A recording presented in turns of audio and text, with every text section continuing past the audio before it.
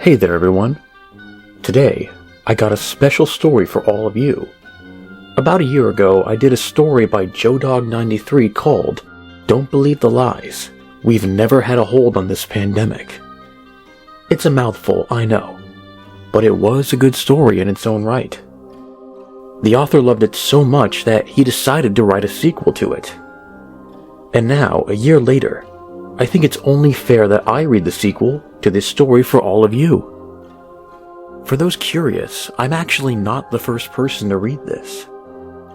If you head on over to CreepyPatchKid's channel, you'll see that we did a mega collab reading the story, featuring the voices of Myuu's Modern Dreadfuls and Madame Raven.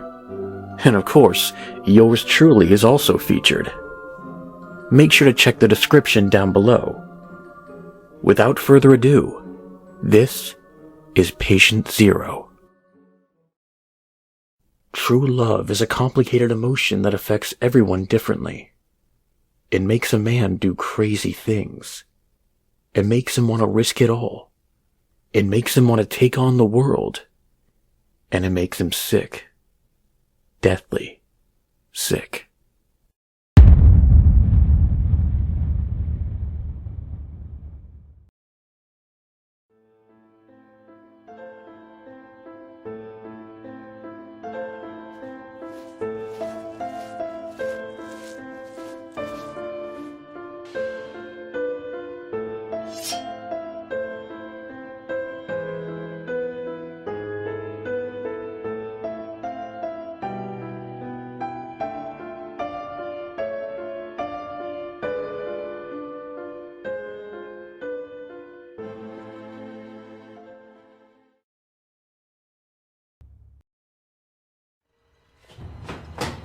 Dr. Beckett came crashing down the stairs.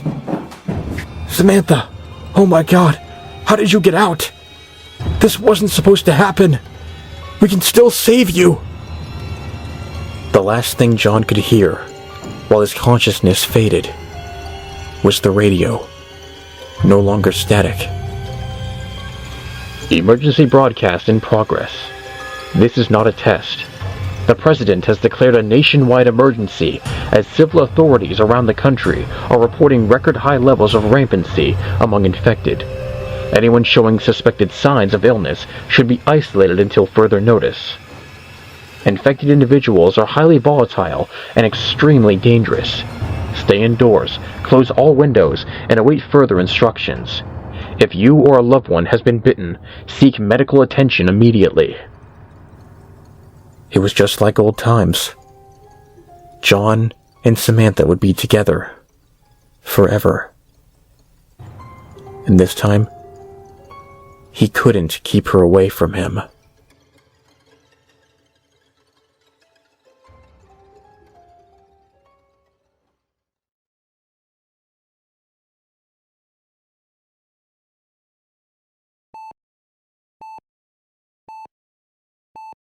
John awoke sometime later, and slowly inched his eyes open. His body ached. He felt like he had been hit over the head with a brick, and he was hot. He was perspirating like a waterfall in the springtime. The nauseating stench of sweat and blood filled the air.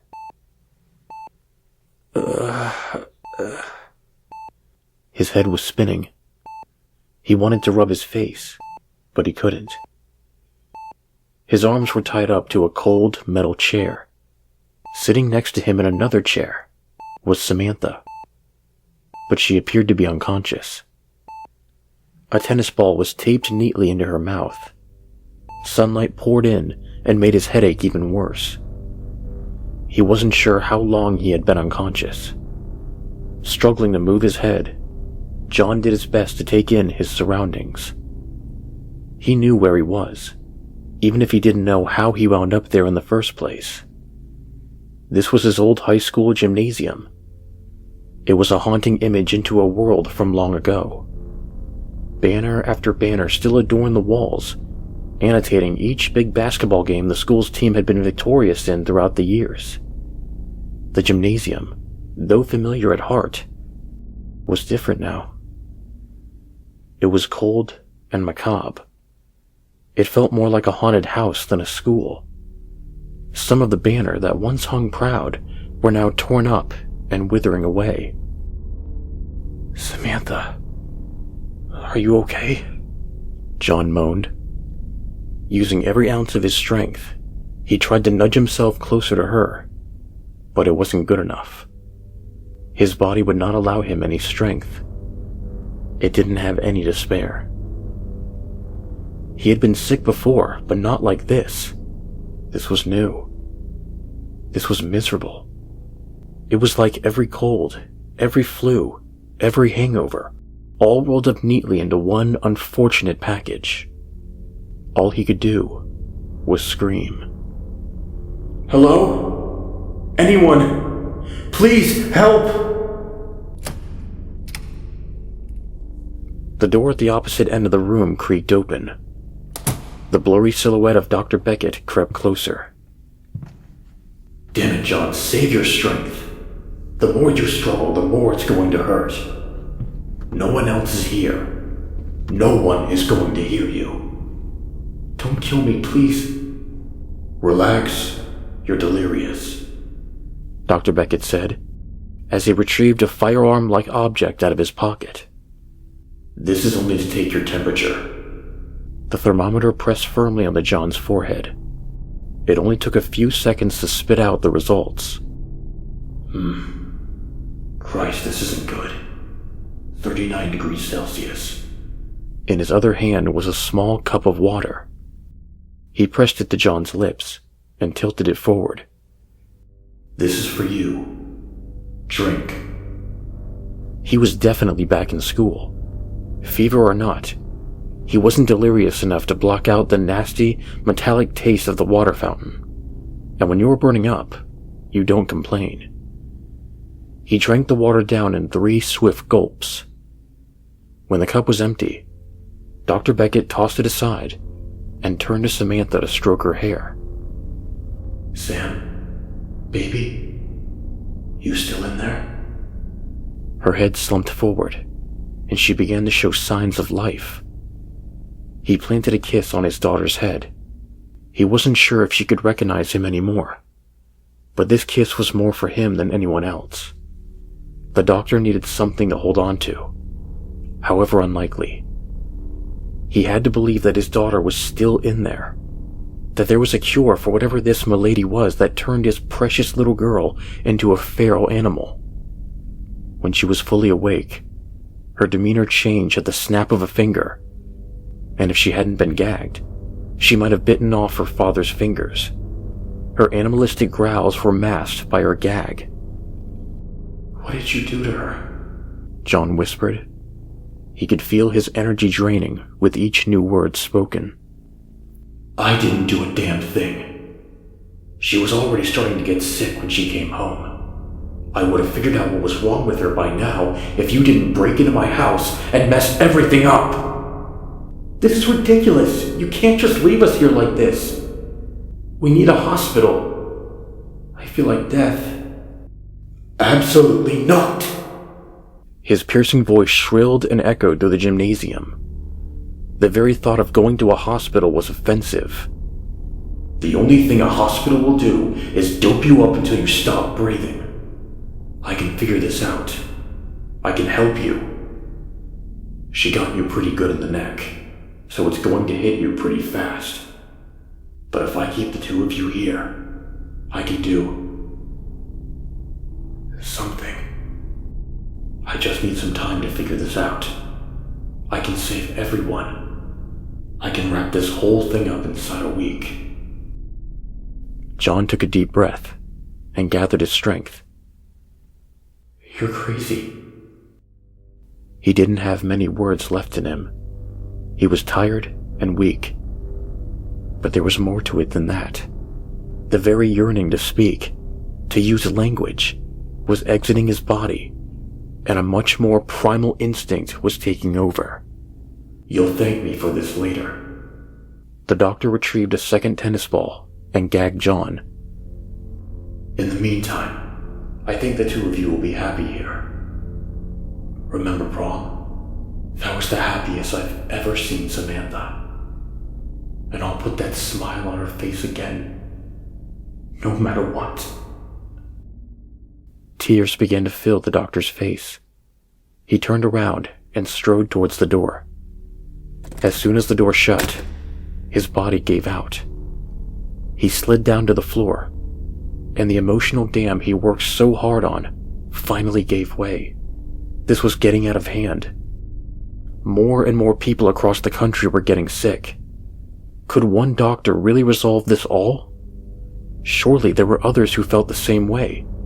Teams of specialists all working together. If they couldn't do it, what made him so special? He retrieved one final item from his pockets. A .38 special. There was only one bullet left. He had to take out a few infected to get Samantha and John inside the high school. He slid the barrel of the gun into his mouth. The barrel was still warm, and tasted like gunpowder from being recently fired. He tried to work up the nerve to pull the trigger, but stopped each time just before the gun's hammer could come crashing down. The gun fell to his lap. He knew what he had to do, but did he have the strength or the cowardice to go through with it?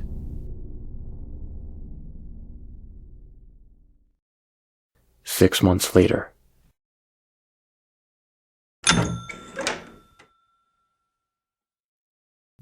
The bell above the door to Millie's pancake shop rang as the door slowly crept open. "Hello? Anyone around?" Jordan Blair called out. "It's just me and my little girl. We only want something to eat." There was dead silence for about 15 seconds before Jordan decided the coast was clear. Then he looked back outside and motioned for his daughter Katie to follow him in. "Where is everyone, Daddy?" she asked. "They're safe in their new forever homes, which is where we should be right now." "Daddy, I'm hungry." He looked around the desolate diner. It gave him the creeps. He had never seen one so empty in the middle of the day. The stools at the counter were barren. Pans and dishes were littered across the stove, but there were no chefs. It was just the two of them, a father and his daughter, who left home in a hurry with only what they could carry. Looking around, Jordan got an idea. "You know what? I don't think they'll mind if we borrow the kitchen. Let's go. We gotta eat something." While Jordan toiled away at the stove, Katie sat at the counter playing on her tablet. "Keep the volume on mute, okay, honey? I think we're safe here. But just in case." If only she still had her wireless headset. But that died about an hour before. "Are we going to eat soon, Daddy?" she asked. "Almost ready, sweetie. I found some nice pancake mix and there's some syrup on the counter here. Because of the circumstances, knock yourself out with the syrup. As long as you eat, I'm happy." "I don't want pancakes. Mommy always makes scrambled eggs." Of course, sweet, delicious, and unlimited syrup would be any child's dream, but not hers. "Well, we won't tell Mommy about this. What she don't know won't hurt her. Besides, all I could find was this pancake mix. I couldn't find any fresh eggs. Now, go to the bathroom. Go tinkle or whatever you have to do. Wash your hands, and when you're done, we'll be ready to eat, okay?" She nervously glanced over at the men's and women's restrooms. He could tell she was nervous. "What's the matter?" "Mommy always goes with me." "I'm tied up doing this right now, honey. No one's in there. No one's here. Go by yourself, it's fine." She put her tablet down on the counter and hopped off the seat. Normally, in a crowded restaurant, her mother would have taken her to the bathroom. She was still just a child. In the few feet separating parent from child, any number of things could usually happen. He hated breaking his little girl's routine and habits. But desperate times call for desperate measures. She was going to have to grow up a lot faster than most kids had to. About 2 minutes had gone by since Katie entered the restroom. Jordan had a small stack of pancakes on a dish and was ready to go for the two of them. Bon appetit, little girl. Now wash your hands and get out here. Daddy, help! He dropped the plate and rushed over to the bathroom. By the time the glass could shatter, he was already shoving open the bathroom door. Infected.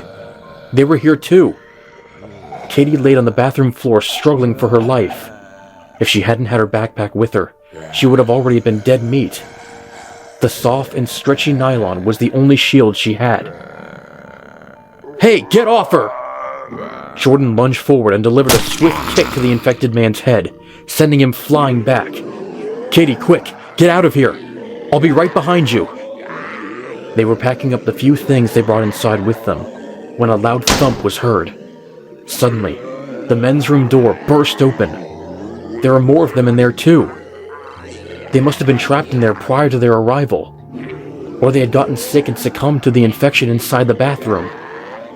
There was no time to wonder. There had to be at least 5 or 6 of them, not counting the one that had attacked Katie. Honey, are you okay? Did they bite you? Did they bite you? No, Daddy. I'm alright. Quick, get back in the car, now! What started out as a moment's respite had devolved into a nightmare. How could he have been so stupid? He was better than this. Every square inch of the place should have been checked before he told Katie it was safe inside. But he was hungry. They both were. And he had let his mindless desire to eat cloud his better judgment. As the two drove away, he sat there silent, focusing on the road ahead. They would go away, as far away as possible, away from people. People were sick. Eventually, he lost track of the time. He was getting lost in his own thoughts when Katie broke the silence. Daddy, what are we going to do now? I'm still hungry. I know, sweetie. Just a little bit further, and we'll find a different restaurant or something, yeah? Somewhere that hasn't been touched yet. Jordan hated lying to his daughter, but what else could he do? His bandaged right hand was clutched firmly on the steering wheel, and their SUV was trudging down the road at 70 miles an hour. And they hadn't seen a thing in ages. If there hadn't been such a defined road, Jordan could have easily assumed he was driving in circles. A seemingly infinite number of towering trees and bushes was all that was there to greet them on their all-night journey. Everything from blue spruce to Douglas fir. They had seen each about a dozen times by now. It was almost hypnotizing, watching the trees sway back and forth in the crisp breeze. Bits of sunlight peeked through the seemingly mile-high treetops. Jordan rolled down his window and took in a deep breath of piney fresh air. His pale blue eyes darted towards the fuel gauge. Much like his hope, it was slowly heading towards empty. They would have to find somewhere to stop soon. This was the only time in his life he regretted getting such a gas guzzler. Seeing the needle nudge closer and closer to empty made him want to smash his window in frustration. He couldn't do that, though. It was important to put on a brave face for his daughter, Katie. All they had was each other. It was them versus the world now. It was a very savage world. A world where everyone thought things would be back to normal in only a couple of months. But they were wrong. They were lied to. The vaccines, the antibodies, the toilet paper hoarding, it was all for nothing. It started in the major cities, and the CDC said it had things under control. That was 6 months ago. No one ever had it under control. They couldn't even determine where it came from, if it was man-made or not. Now a disease was spreading like wildfire across the country. Big cities like New York and Chicago, they were the first to go. But whatever this was making its rounds through smaller towns now too. I still don't understand, said Katie. Why couldn't Mommy come with us? Jordan took a deep gulp and let out a sigh. He focused his gaze towards Katie, while still keeping a watchful eye on the road. This was one of the hardest conversations he would ever have with his daughter. How do you look a 9-year-old child in the eyes and tell her that her mommy is dead? And worse yet, how do you tell her that you did what you had to do because mommy was very sick? That she'd change into something else, the next step in human de-evolution, a crazed animal out of flesh and blood? He thought to himself for a minute. Mommy is sick right now, honey. When she feels a little bit better, she's going to come meet us. In the meantime, Daddy's got you. And nothing is going to stop me from making sure that you're safe. It took everything for him to hold back the tears. His face was pale, and his hands were sweaty. Eventually, the truth always comes out. She was just a kid, but that didn't mean that she was an idiot. Sooner or later, Katie would find out the truth. Her mother wouldn't be catching up with them. The thoughts raced through his head at internet speeds. Images conjured up in his mind's eye of a distraught Katie learning of her mother's fate. What about in a few more years, if she even made it that far? Would she figure out what her father did? How would she feel about him if she did find out? He tried his best to shove the negative thoughts out of his mind. It didn't really matter. Much like the fuel gauge on their SUV, Jordan didn't have a lot of time left. The event had replayed at least 100 times in his head by now. How could he have been so careless? As cliche as it was, for this predicament now, he could see no other explanation than blaming violence in the media. How many movies and television shows existed that posed the exact scenario he was in right now? You could catch it on television almost any night of the week. A survivor, or a team of survivors banding together to face off hundreds of infected. There was one thing he'd never learned from those movies. When you're facing off against an infected opponent, and you find yourself unarmed, never, under any circumstances, punch them dead square in the face with your bare hands. That was Jordan's mistake. His wife had gotten infected, and he had to belt her in the face to protect Katie. Her teeth sank into him after the hit landed. Thankfully, it was only a minor hand wound. He had seen others bitten before. The higher up on the body, and the more major the artery, the less time you had before the infection completely envelops you. Some people, such as those with a neck wound, went within a matter of hours. Even though he wasn't a doctor, from what he had seen, he guessed he had maybe 48 hours before he turned. That's 2 days to get the hell out of Dodge and make sure Katie was somewhere safe.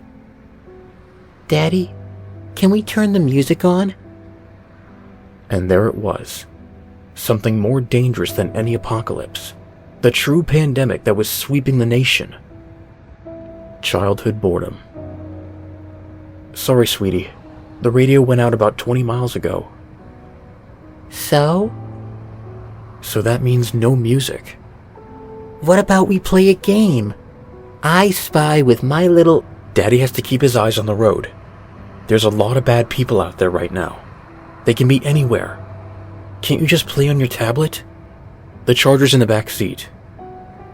She looked down at her lap and became very quiet. What's the matter? What did you do with your tablet? I left it back at the pancake house. Jordan slammed the steering wheel. Katie, you've got to be kidding, right? I had to tinkle, and you were shouting at me to hurry up, and... Honey, how many times have I told you to pay attention to what you're doing? Can't we just go back? We're almost out of gas, and even if we could, the bad people are back that way. I have to keep us safe. I'm barely even sure where we're going right now. She kicked her feet up and hit the glove compartment. I want to go back now! Under normal circumstances, he was the more malleable parent. He would have done whatever she wanted. If they had more fuel, he might have even risked it and turned around. But not this time. Suppose they turned around now and ran out of gas on the way back. It could be a disaster. We're not turning around. You gotta learn. I gave you one responsibility, one thing. Keep track of your toys. You don't listen. Right on cue. Her face swelled up. Here came the teardrops. Why are you so mean? I said I want to go back now. Jordan looked her dead in the face. He hated it, but someone had to step up and be the responsible one now.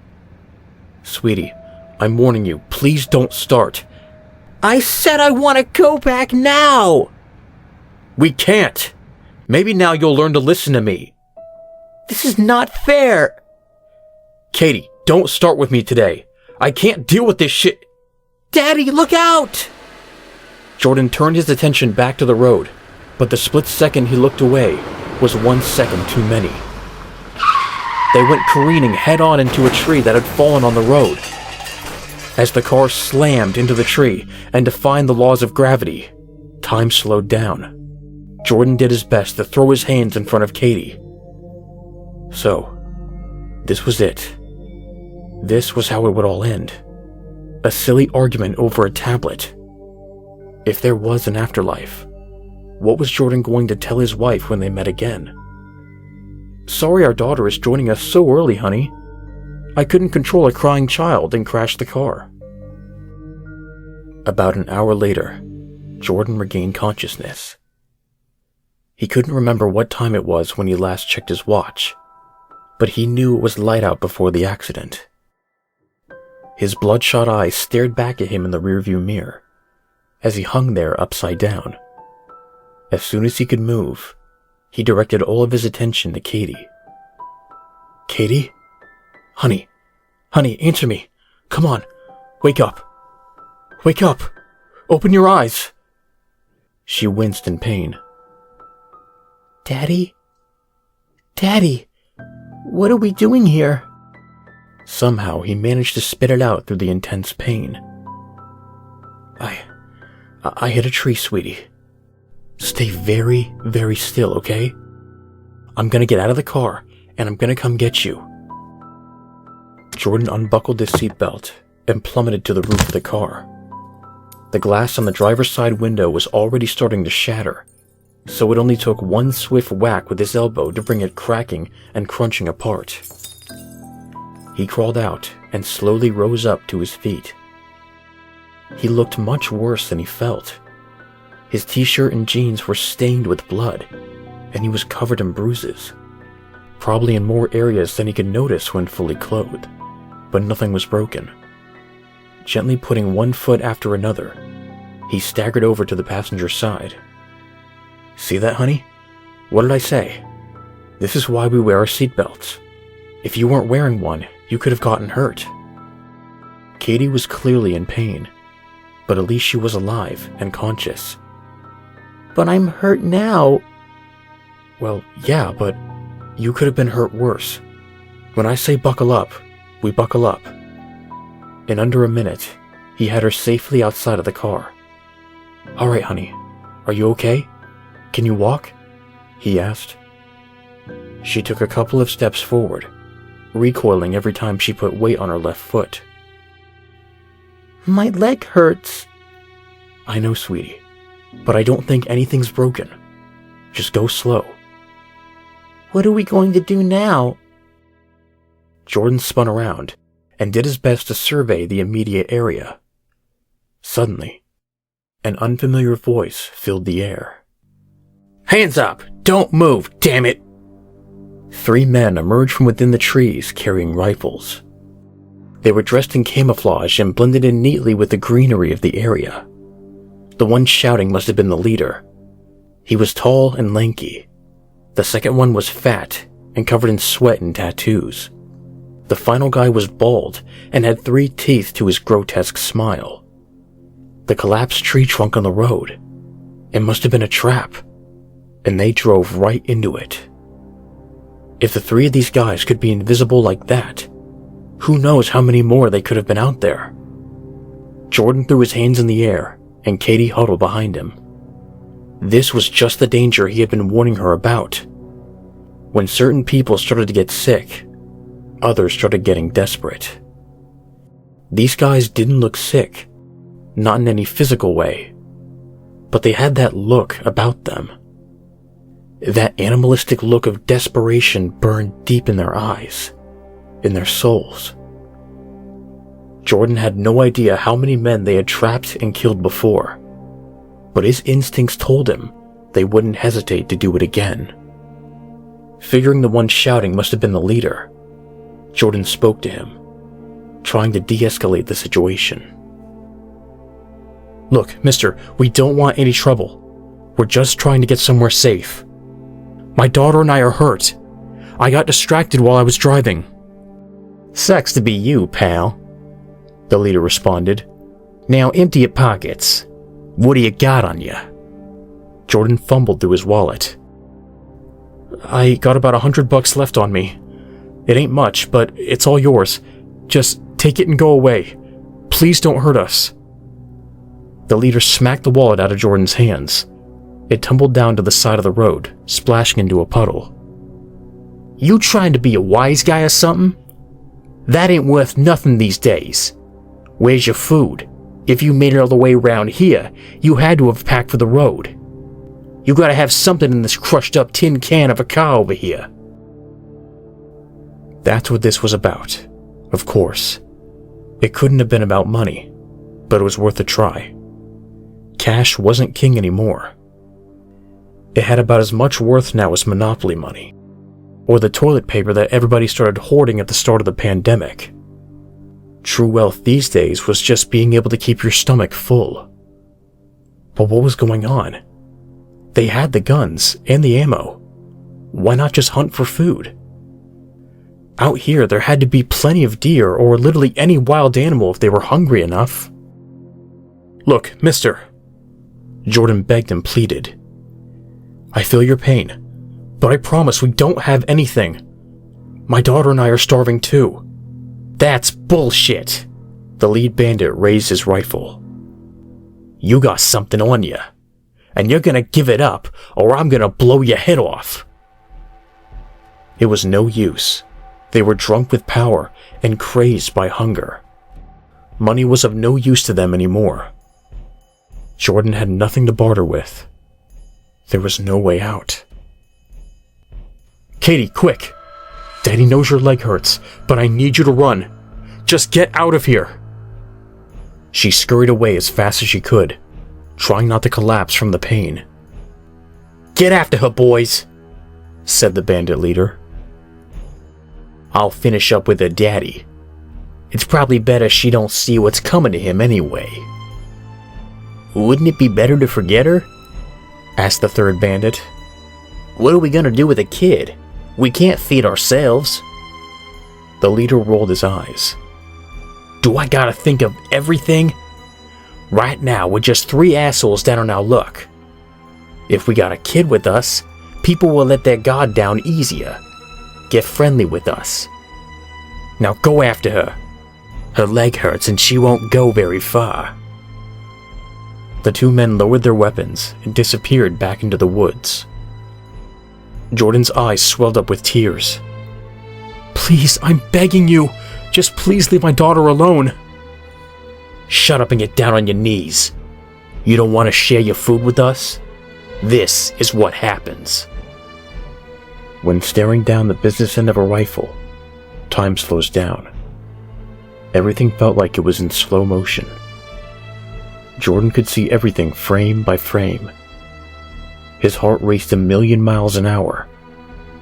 He could feel his lungs working harder and faster than they ever had before to draw breath. Something funny happened, though. He found his attention drifting away from the rifle and toward the throbbing vein on the bandit's neck. There was something mesmerizing about it. Each little thump it made as the bandit screamed. Something had whispered to him in the back of his mind. He didn't know the words, but he knew what he had to do. Like a teenage boy left alone in his room, what he was about to do felt so wrong, but so natural. Jordan lunged forward and bit down on the bandit's neck. He never felt this in tune with his body before. He had one goal, and every biological function inside of him was working together to make sure it happened. He had to bite down harder and harder. The bandit's rifle crashed to the floor, and a loud bang erupted as it landed. Jordan was latched onto the man's neck. He shoved him back with all of his might. A fountain of blood erupted from the gaping bite mark. Ugh! What the hell, man? You're nuts! He started to run away as fast as his legs would allow him. Jordan retrieved the rifle off the ground. He had never shot a person before, but it came to him much easier than he thought it would. He raised the rifle in the fleeing bandit's direction and squeezed the trigger. Another loud roar from the barrel, and all movement had ceased. A shower of blood rained all over the trees and bushes. That was one down. Now it was time to get the other two and help Katie. They weren't far away. He could still hear them. If he moves now, he could catch them. The two remaining men had caught up with Katie and were already hauling her back. The fat bandit held onto her arm like a snake strangling its dinner. Ow! Please, we have to stop. I can't go any further. Her protests fell on deaf ears. The two bandits were caught in conversation with each other. I don't believe this. We should just let her go and fend for herself. We need to look out for us. We're what matters, and we're already starving. He does have a point, though. A pretty little girl like this is good to have around. Makes people less suspicious of you, said the fat bandit. If you think it's such a good idea, then you can share your food with her. She ain't getting any of mine. Yeah, I thought that would shut you up. Jordan emerged from the bushes, rifle in hand. That's far enough, assholes. Give me back my little girl, and no one has to get hurt. Daddy, you're here. I told you I would never leave you, sweetie. We're gonna get you out of here, now, okay? Hold on there. Nobody's moving another inch, the fat bandit protested. They were in a standoff. Jordan anxiously moved his rifle back and forth between the two men. What in the hell are you doing here, boy? What happened to Kenny? Oh, you must mean your boss, Jordan snarled. He's taking a dirt nap right now. Give me back my daughter, or you'll be joining him real soon. What? The toothless bandit shouted. You killed him? That was our brother, you son of a bitch! Years of inbreeding, I'm sure. Ugh! The toothless bandit wailed. Fuck him, and forget about this little girl. Let's off them both and get out of here. Yeah, you said it, and you're right. She ain't getting my food. I'd rather... The fat bandit stopped mid-sentence, and blood sprang from his mouth. An aluminum 6mm fixed-blade crossbow bolt protruded from his back as he dropped to the ground. A strange feminine voice rang out from beyond a distant pair of bushes. Little girl, go on back to your daddy and get behind him, quick. Katie was quick to heed the voice's warning. There was nowhere she would rather be right now than with her father. Oh shit, it's her again. Where's she coming from? The toothless bandit couldn't decide where to aim his rifle. At Jordan, or in the direction of the voice. Jordan didn't give him much of a chance to consider his options. He quickly squeezed the trigger on his gun and sent the toothless bandit to join his brothers. The woman emerged from her hiding spot. Unlike the bandits, she wasn't camouflaged for combat. It was like she lived out here. She was wearing a green bathrobe with ducks printed on it, and a small green beanie that held a mound of dark blonde hair in place. "Are you two okay?" she asked. "Yeah," Jordan answered, without lowering his gun. He was still a little suspicious. "What are you two doing out around these parts anyway?" "We're looking for food and some shelter. We crashed our car a little ways back. I think these bastards set up a trap for us." The lady chuckled.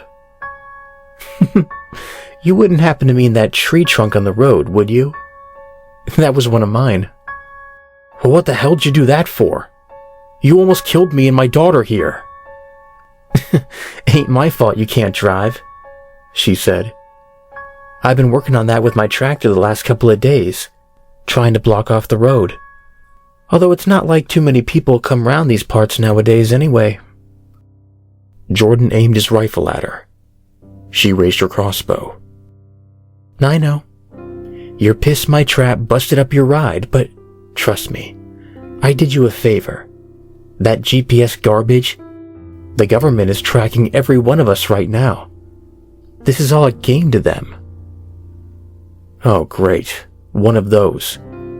Her beanie should have been a tinfoil hat. She was spouting nonsense that any other nut hadn't come up with 1,000,000 times before. If the government had anything at all to do with the pandemic, would they really have collapsed themselves too? "A game? You really want to go there?" Jordan shouted.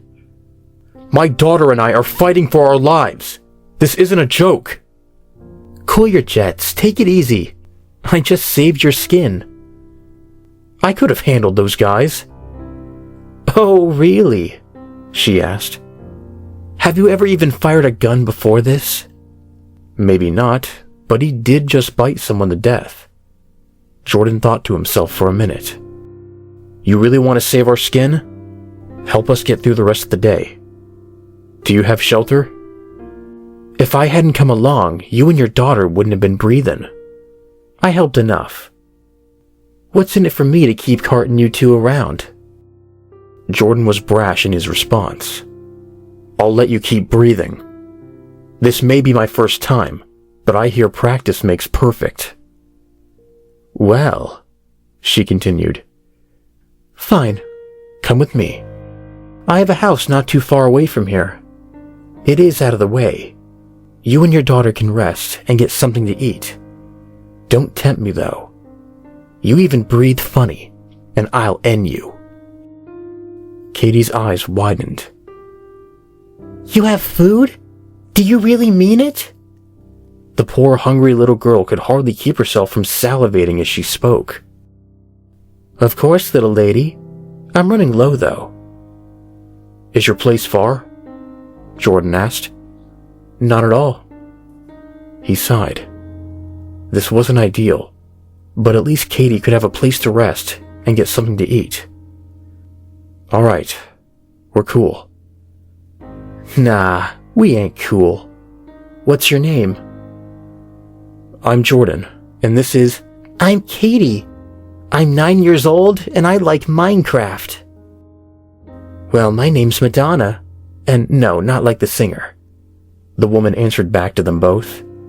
"Nice to meet you, little lady. Now we're cool. Cool as a cucumber, baby. Now, we best make way quick. The noise we've been making probably drew out some of those infected sons of bitches, too."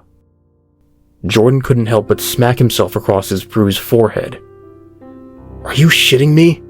They're all the way out here, too?" "I'm afraid so. They're everywhere." They walked for about 3/4 of a mile before they made it back to Madonna's house. It wasn't much. It was on a small hill, and it looked like something out of a Jason Voorhees or Michael Myers movie. That one house in the middle of nowhere that unsuspecting teens run off to in order to make love, before finding themselves hacked to bits and pieces. But it looked safe, ironically. It was everything Madonna said it would be, away from the prying eyes and well put together. If there had been any infected around, she had done a good job in fortifying the place. All the windows were boarded up, save for one in the kitchen for reconnaissance purposes. And there was only one way in or out: the back door. Everywhere else had been locked up tight. When they got inside, Madonna directed Katie upstairs. "Little girl, you look tired. Go in that room over there. You can use my bed for right now. Take a nap and I'm gonna go talk to your daddy." Katie looked toward him for confirmation. "It's okay, sweetie. Now, what do you say?" "Thank you." Katie ran into the bedroom and shut the door. Madonna turned towards Jordan. The friendly expression she had put on for Katie gave way to a stern glance. "Let her rest for a little.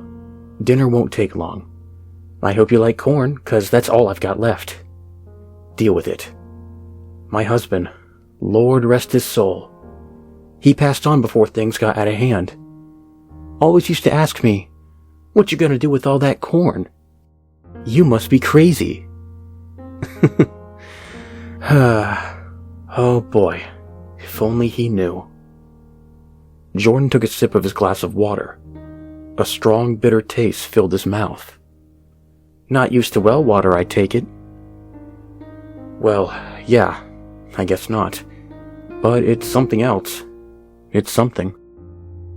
She handed him a napkin.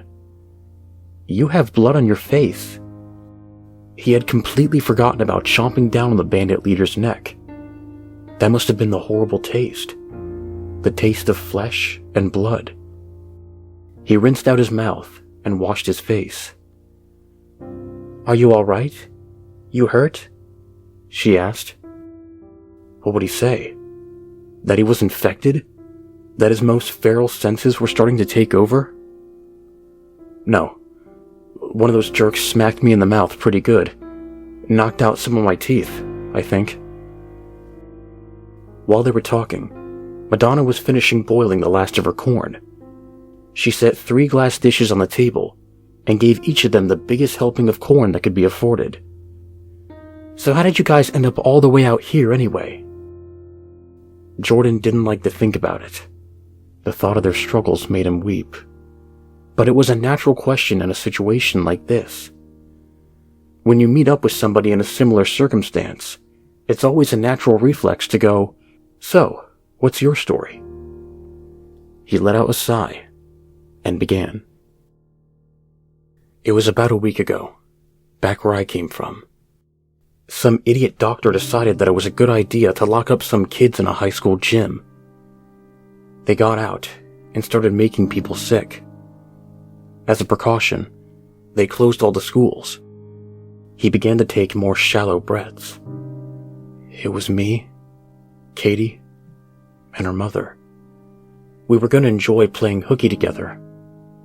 My wife made us a big breakfast. Scrambled eggs, bacon, sausages, the works. I still can't figure it out. My wife wasn't sick, wasn't bitten or bruised or anything. It started with the muscle spasms, and the next thing I knew, I had to pull her off Katie so she didn't hurt her. We've been driving on and off for the last few days to get as far away as possible. And then Katie left her tablet behind and just kept whining about it. She wanted it back. I lost my temper, and I didn't see the tree you pulled out into the road." She stopped what she was doing and put her hand on his shoulder. "You can't blame yourself for losing your temper once in a while. She's a kid. She don't understand the situation." Jordan pulled his shoulder back. No, it wasn't her being a brat. I know what she wanted. It was what was on her tablet. Those were some of the last photos the 3 of us ever took together. I keep telling her, we'll see Mommy later. But deep down, she knows.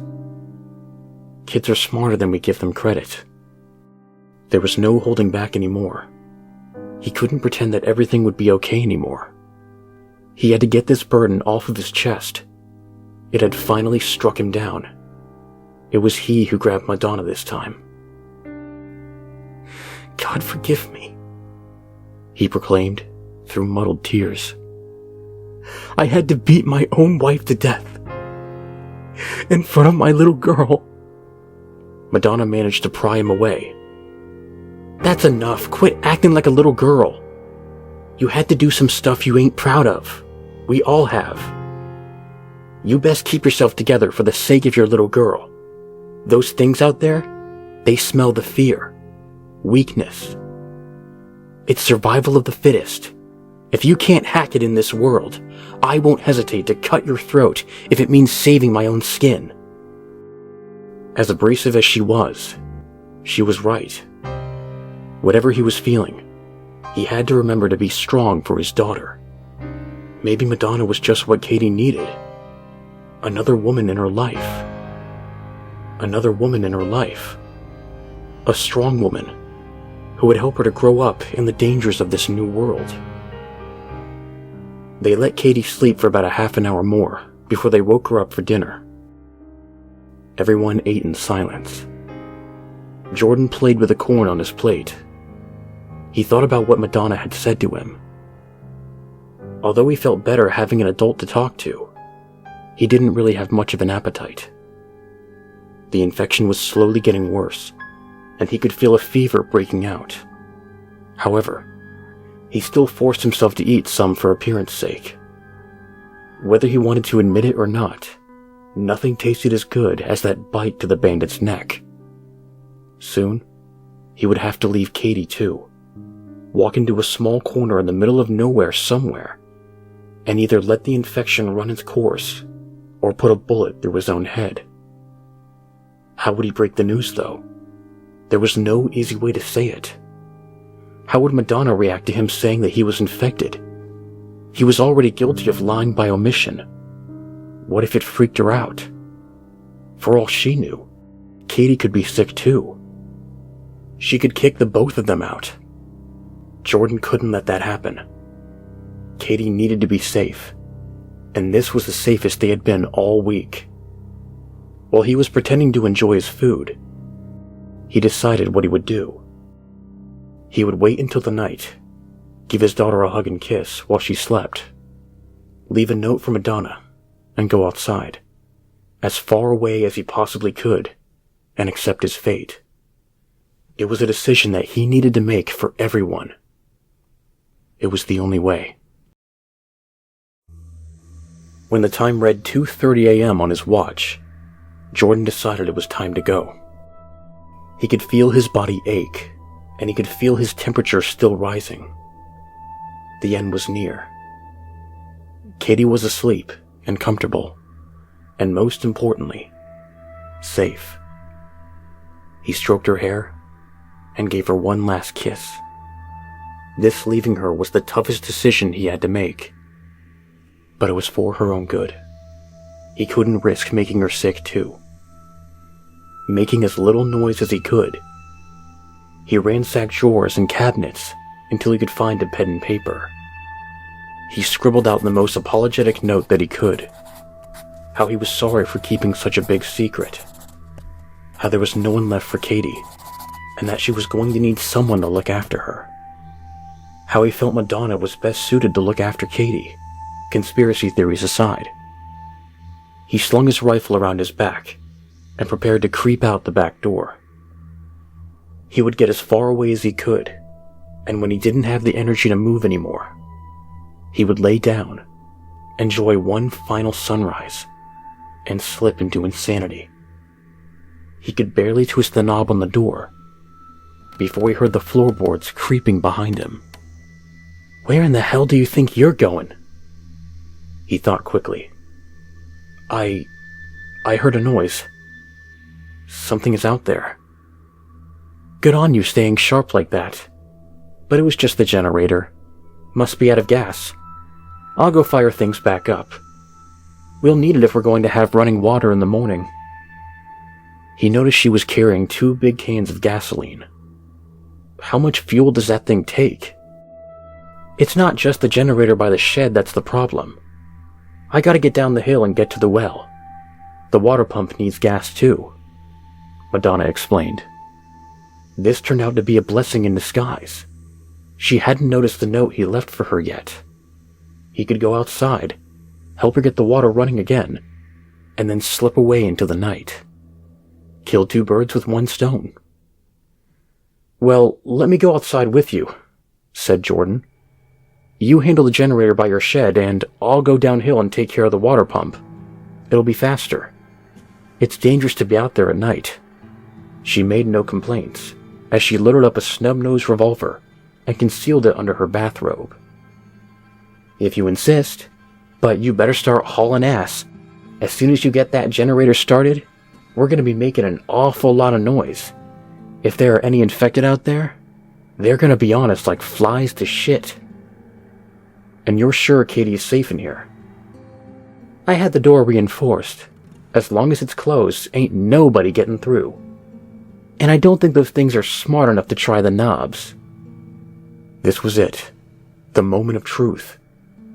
Jordan opened the door, and Madonna sprang out. He followed immediately after. When they were outside, he took notice of the chicken coop she had set up. The chickens were all just sitting out there. They were alive, though. It was the first signs of animal life that Jordan had ever noticed since he ventured into the woods.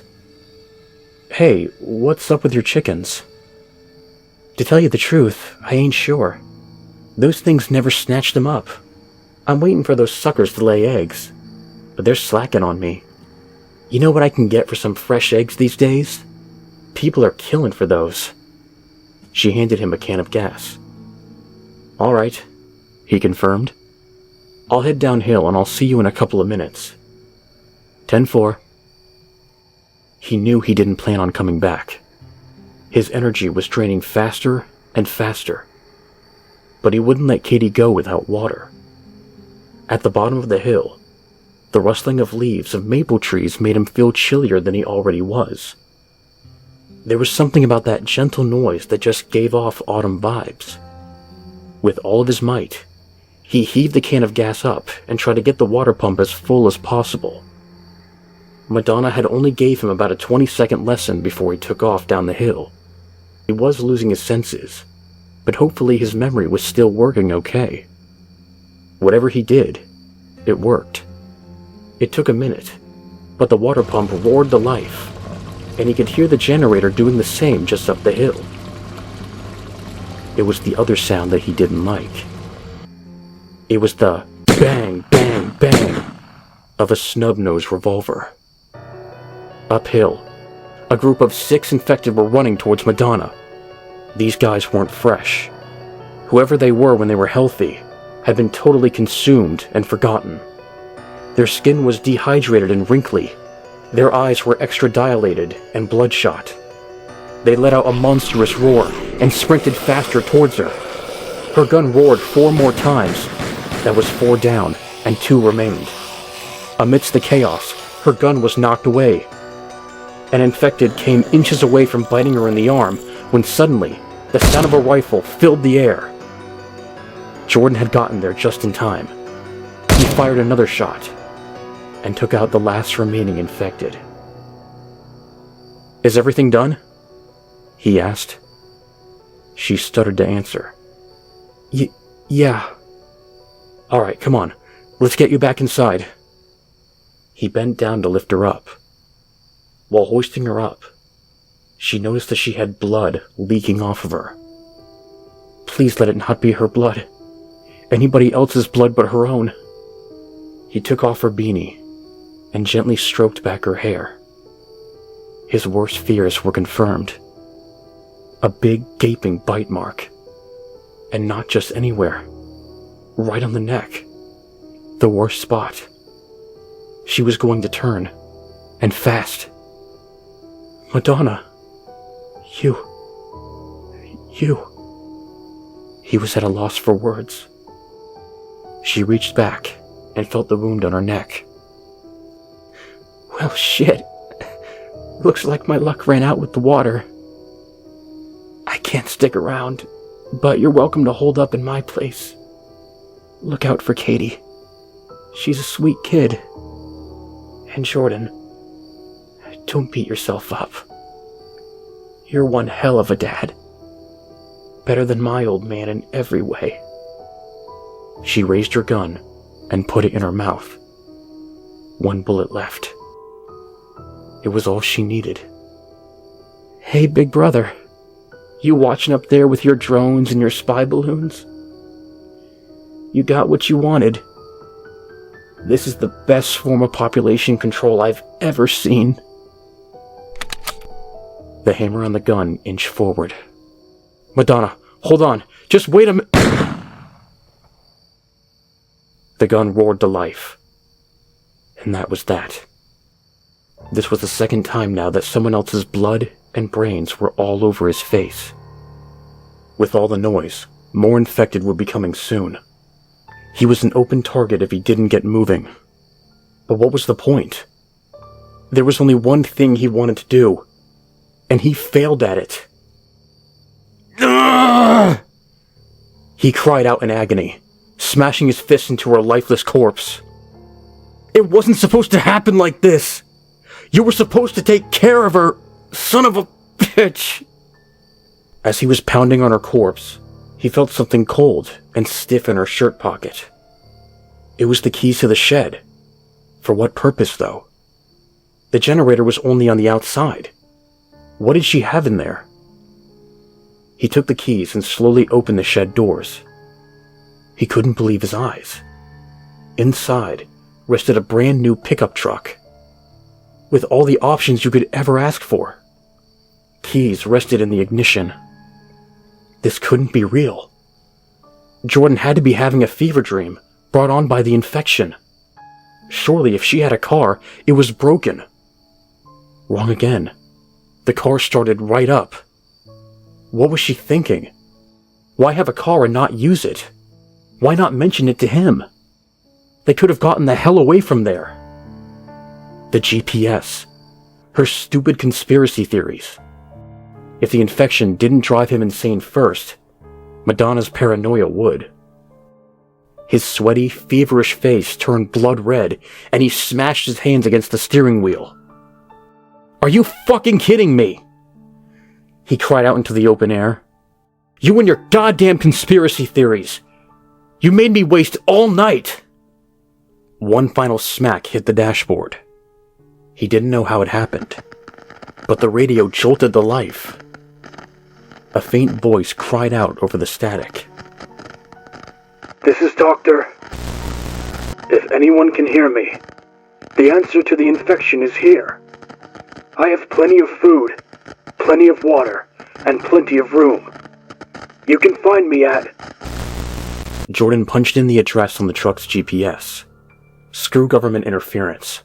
None of that mattered. He'd have to drive all night long, but he felt he had just enough life in him to make it before he couldn't go on anymore. It was either this, or leave Katie alone in the woods. The next morning, Katie awoke in the passenger seat of the truck. Jordan had made it through the night. The lack of sleep and the infection really hit him hard. Looking at himself in the rearview mirror, he didn't even recognize his own face anymore. The person he was almost gone, making way for the monster he was becoming. "Daddy? Where are we? Where's Madonna?"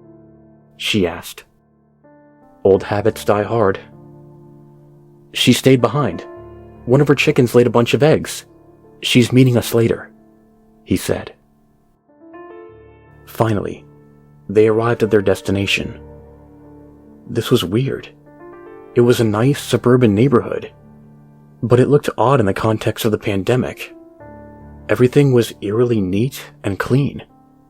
Where had all the cars gone? It was like everyone just packed up and drove away. Better to leave than tarnish their poster card perfect town. It was like this place existed inside of a bubble. They found the address they were looking for, and went up and knocked on the door. An older gentleman in a white lab coat answered the door. "What do you want?" "I heard you on the radio." Jordan coughed into his hand. "My daughter and I have been through hell. I'm sick, and she's starving. We just need a place to lie low for a little while." "Oh, yes, of course," said the doctor. "Come on in." The house was like something you would see in one of those fancy magazines where the average person could never do more than just browse. Everything looked brand new. The appliances seemed to be fresh out of the box. The furniture had even been sat on. "You take a seat on the couch." The doctor looked at Katie.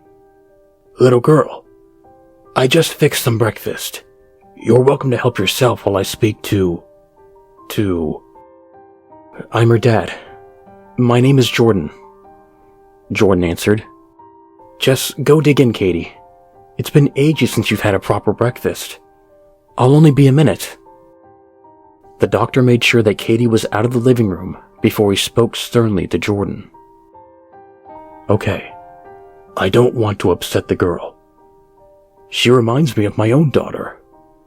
Now, tell me the truth. Where were you bitten?" Jordan held up his bandaged hand, now full of blood and pus. "Okay. How long has it been?" 6 days. A week, maybe?" Jordan could only whisper. This was it. He could feel it. The doctor jotted down some notes on a piece of paper. "Very impressive. I haven't seen anyone go more than 4 days yet. Could be the size of the bite. And it could be that you have a very strong immune system." "Listen," Jordan interrupted. "I'm done for. Everyone I've ever met is either dead or insane. This place seems okay. You have food. I know it's a lot to ask, but Katie's all I have left in this world. The last piece of me. Just please keep her safe." The doctor set his notepad down on the table and chuckled. "Oh, mister. What did you say your last name was again?" "I never did." "In any case," he continued, "Mr. Jordan, let's call you. What if I were to tell you that I was so close to getting to the root of all of this?" Jordan was very confused. "You mean like a vaccine or something?" "Even better," the doctor asserted. "How about a cure?" "Really? How's that even possible?"